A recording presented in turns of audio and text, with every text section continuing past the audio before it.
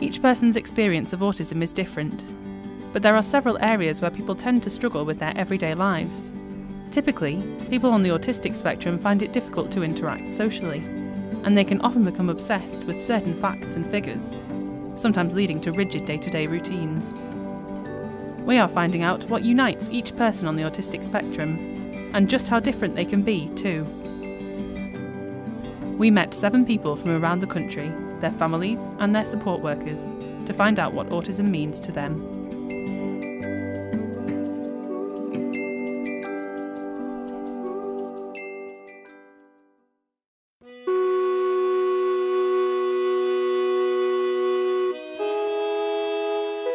My name is Jordan. Today I'm at the Middleton Question Centre and I've been grooming horses today.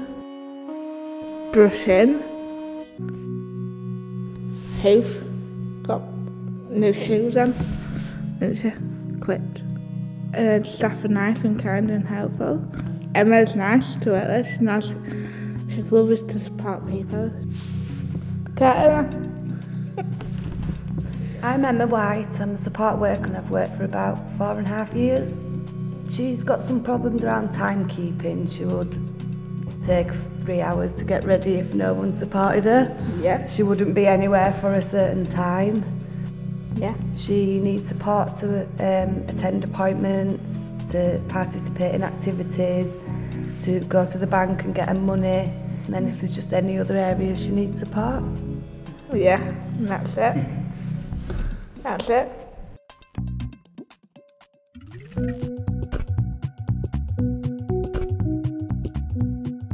My name's Ellen and I'm going to swimming baths and I'm going on bus then, I'm going on 52 bus. I like swimming, I like exercising, I like watching DVDs, reading books, doing activities, going out. I like going out buying things, I like buy DVDs, CDs, like all that. I like music, like Madonna and all that lot, I like all pop groups. I like lots of pop music, like dancing, like everything. My name's Ashley. I work primarily with Jordan and Helen, and they're 2 ladies that live here. Some service users have obsessions with, say, music or DVDs, and we just kind of support them in managing those obsessions. It's a nice house. You do things, activities, you go out, and you do lots of things. It's lovely home. I've got autism because I've been diagnosed with it by a doctor. She's bright brain, yeah. She said she's clever than me, and then she said I'm clever, but she said, because she's a doctor, you see, so doctors are clever. Before, she does speak about autism and she sees it as more of an illness and kind of negative. We do try to explain that, you know, she can work on the things that she finds difficult, but she's the only one that can work on that, and we'll be there to support her.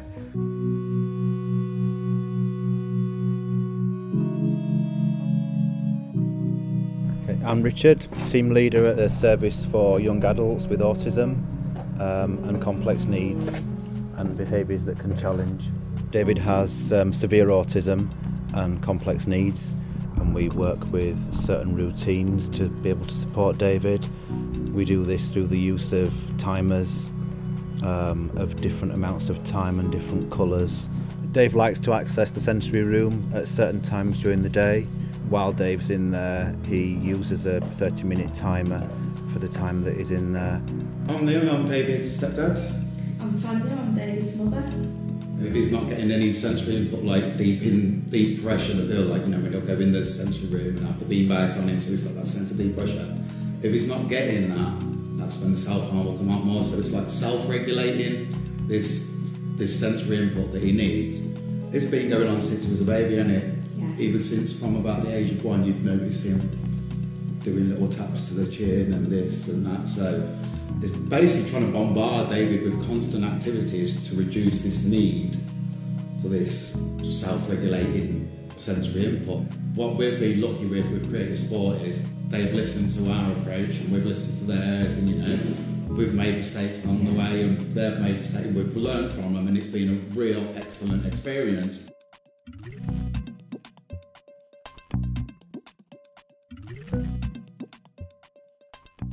Yeah, I'm just Daniel. I love going out, places, my independence. I love it. It's something I'm working on. I haven't always been that independent. Also like drawing and writing, going to college, like that. Yeah, I'm studying art and craft. A real passion for art, it would be like doing like Aztec drawings and acrylics, I like that. But just dyslexic, so writing's tricky for me, you know, writing stuff. So I slant my letters when I write. So I practice on that a lot. Trying to get the letters formed in that shape of words. That's quite tricky, but I'm practicing a lot to do that. Yeah, I practice all the time, so I'm getting a lot better. Heck of a lot better.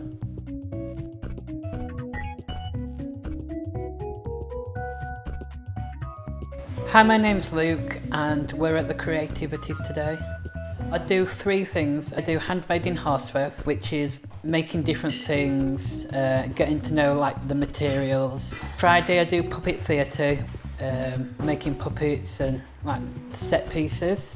And then on a Sunday I do music magic, where it's just doing music basically, and I love it. I like being in musicals because I just love it.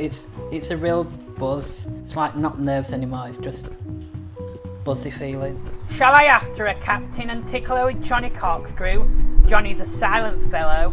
I'm rehearsing Peter Pan the musical, and I'm playing Smee, which is a fun part because I did Peter Pan before with another theatre group and I never got a chance to play him, and I learnt the lines and that, and then the guy came back and played him, so I'm getting a chance to play him and it's really cool. Now, all we have to do is hoist the redskin onto the rock and leave her here to drown. I love the part because it's like peaceful, and I walk down there when I'm like a bit, you know, down and need cheering up, so like me and my friends walk down there and like laugh and make each other like happy, so that's like a happy place.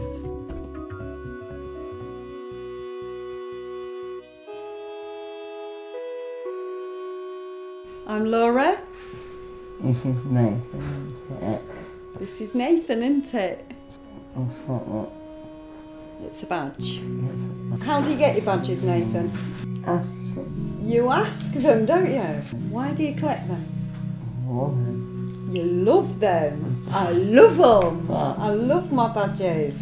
I think for us, once we're out and Nathan has a badge, and then he's clearly very, very happy after that. So, yeah, it makes it worthwhile. Primarily, I work with Nathan. Every day's different, and we never know from day to day what it's going to be. So you can have like your week planned, but the diversity of the week will all be dependent on how Nathan wakes up in the morning, really.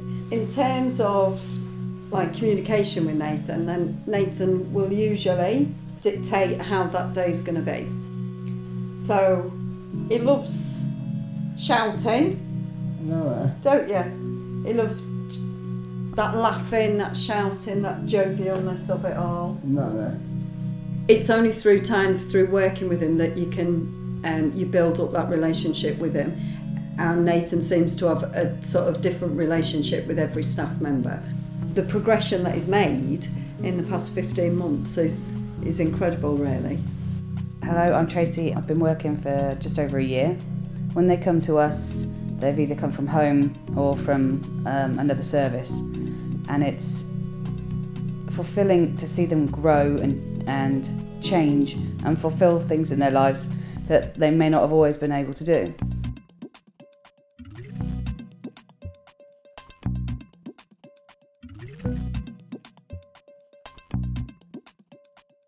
My name's John, I'm James's father. I'm part-time James's mum. He wasn't diagnosed as autistic till he was 14, so a lot of the behaviour prior to that was not treated in any sort of way, even though there was documentary evidence that he was showing signs of being autistic, and he wasn't picked up. My name's Janice. I did transition with James when he was in Yorkshire. When James moved in with us, obviously we'd just gone off what we've read information, and James at the time used to go on mystery tours. So where he came from, they used to just drive round. There were no structure to nothing. So he said, right, this is what we're going to do. So staff now went out, took the photos of things that he sees on our journey. Then we get to McDonald's. No, when we're in the car, we have a good chat about what's going on. We don't go into McDonald's, and we tried it sometimes, maybe 7 times out of 10. We never really got to McDonald's, but eventually we got to McDonald's, and he was like, I've done it. I've done it. What will Mum and Dad say? He always says that. We're really proud of you, James. It's only up until recently that he's actually settled down and he's had the consistency that he needs, and he's settled very, very well, and the staff are very good with him in terms of providing that sort of consistency that he needs. James has these odd little habits. Why? Because we didn't know why, and to be honest, I'd never met anyone with autism, so I didn't know what to look for. I think there's so many varying degrees of autism, and yeah, it is hard to understand. Autism's like learning difficulty things. That's what autism is to me. It's not nice world being autistic. I wish I wasn't autistic, but there's no cure for it, is there? So I've got this. I've got autistic spectrum disorder. When I was younger, I couldn't cope with my autism.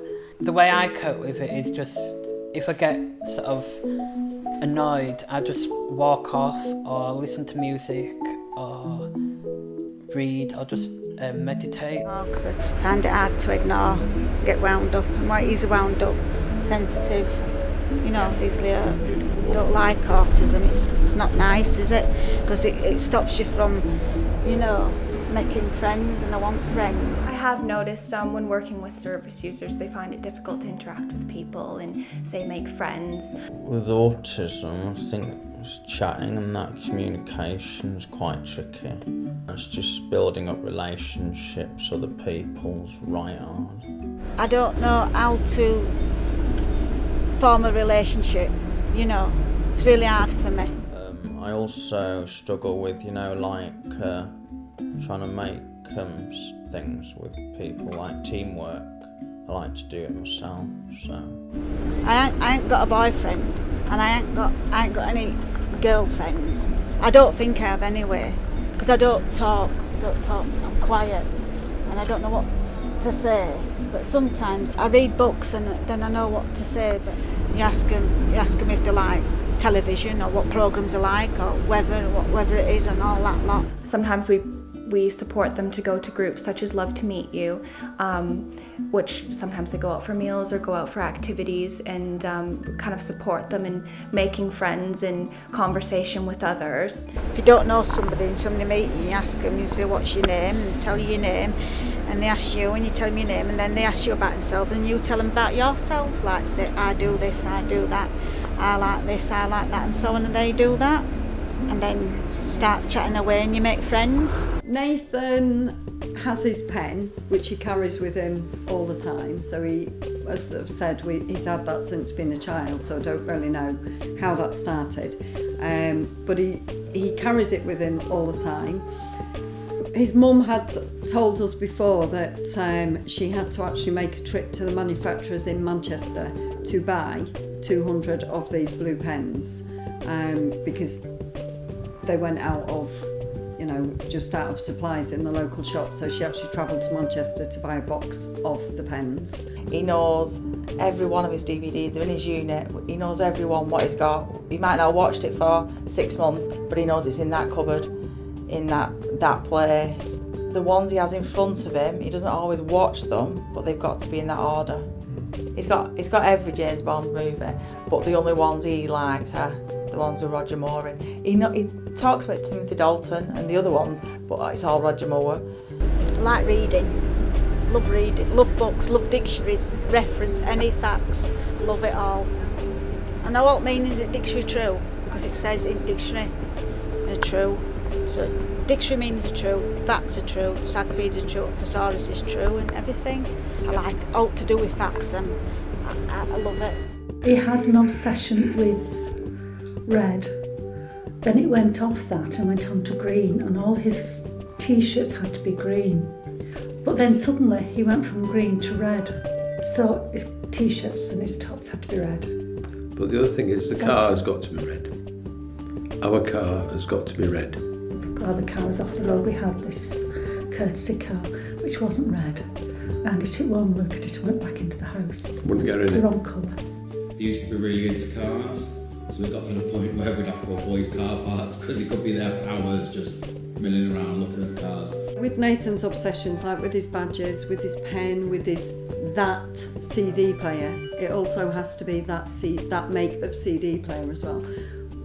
Obviously don't know where these obsessions started or why they started, but it is support workers thinking about, you know, when you're going out, you're making sure that he's got his CD player, he's got a supply of earphones because they're very flimsy, they break, batteries, we carry batteries with us in case, you know, those things. So it's just looking at strategies for it, really.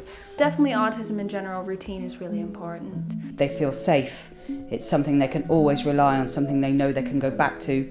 It can then give you a chance to build on those areas with something new, or to try something new, but with the chance to come back to the things that the person's very comfortable with, or, you know, to start with. I like routine. I like that. Keeps you in place. I like just knowing when things are happening and that. Things like that.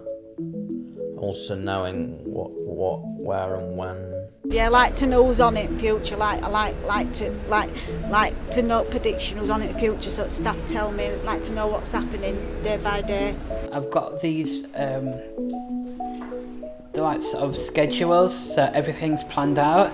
It's called a picture schedule, so it's got the days on and then pictures of what I'm doing in the times. We do also say that there's sometimes variables within the day and some things are beyond our control, so then we have to deal with those changes. He didn't like changes in routine at all. The school had a situation where they had a room with a partition that was movable, and on occasions they had it closed and on other occasions they had it open, and that caused James a lot of problems. I won't like it if it changes, no, I like it to stay the same.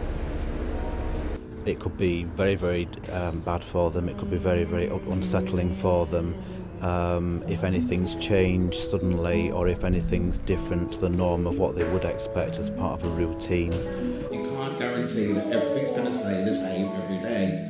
So children and adults need to be prepared that things could change one day. So it's just about really trying to keep to routine, but if it does deviate, to speak to them as soon as possible about it and prepare them for that. They do tend to say more like they show you the people that go out to work independently are pretty much like a normal life, and you don't seem to see many programmes about people that live in supported living. If you could see the extremes, because people just think, oh, high-ended, they'll all think that's what autism's all like. They're all going to be the same. They band you into one and you can speak, talk, hold a conversation. To me personally, I'm not saying everyone might have the same view, but me personally feel that it's a bit of a washed down, everything's alright view. Don't worry if your child's got autism, he's still going to go to a mainstream school, they're going to play in a band, they're going to be an amazing artist. And they don't see the other side where you can't speak at all and you cannot hold a conversation, and things are really difficult for you to grasp and to move on. And I've never really seen anything in the media that shows the other end of the spectrum, where through no fault of your own your child may have to go into care with services from people that can help. I think people don't fully understand it, and we've experienced that so many times when we've been out in the community. Training is a massive, massive area, because like I say, if you're watching these documentaries on telly or maybe stuff on YouTube, you're not going to get a true insight into the job you may be walking into. If I had any advice for a new member of staff starting in the field of working with autism, I would advise them to make sure that they read all the paperwork and familiarise themselves with that tenant. Just watch and observe. Listen to the service users, listen to what they want and what they need. See how they like to be supported, what they like to be helped with. I tell them to be patient Just try and listen and take in what they're saying and use your initiative and that. Nobody just fits a mould. Nobody fits a typical example of what you might hear about or read about. Be nice with me, don't shout at me. Be friendly. Just be interacting all the time. And enjoy it. And just be aware, read everything you can that's in the plans. But also take a back seat. Don't think that you have to come in and you have to be the best friend. To always try to remind ourselves that we need to look at the world from another person's perspective. Treat me with respect and just be caring and support me when I need help. So for staff, potential staff to be able to go on a training day, maybe see, like you say, footage of the people they're going to be working with, the demands that may be put on them, they're going to get a more realistic picture and not walk in thinking they're going to be Mary Poppins. Yeah. It's not going to always work out like that.